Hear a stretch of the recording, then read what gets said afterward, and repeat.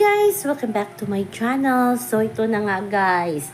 Affected ngayon si Miguel, Lisgel. Kasi nga nominado si Eliza, si Ellie ngayong week. Ang grupo ni na Eliza ang nominado at pinili ng mga housemates na maging nominado. At kasama ni Eliza ay sina Crystal, Carmel, Marco at Anton. So sa mga Sparkle, ang maglalaban ay sina Anton, Marco at si Hit. At sa kapamilya naman ay si Crystal, Carmel at si Eliza.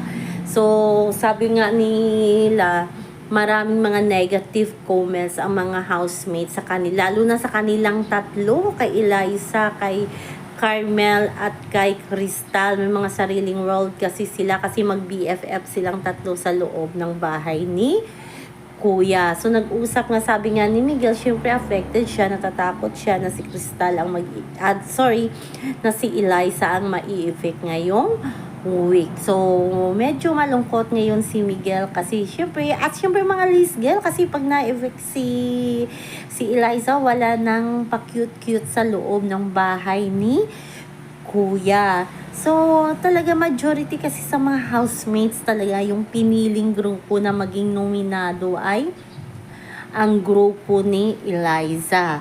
Bakit? Kasi daw hindi nagkukusa silang trabaho, lalo na sa paghuhugas ng pinggan, lalo na itong si Carmel.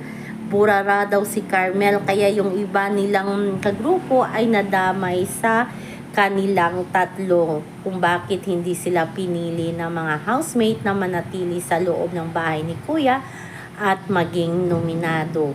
Para naman sa mga Lisgel, syempre katakot kasi nga nawawala yung kilig, wala nang kakikiligan. Si Miguel magiging malungkot pag wala na itong si Eliza. So may na-notice din ang mga netizen, lalo na mga Lisgel, parang magkapareho daw ng singsing itong si Miguel at si Eliza sa loob ng bahay ni Kuya.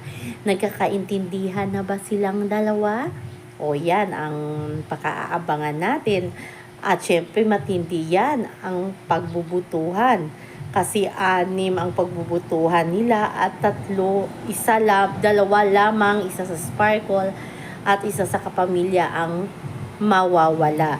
So, abangan na lang natin todo pangampanya na ngayon ang Team Eliza, Lisgel, para hindi daw ma-evict itong si Eliza.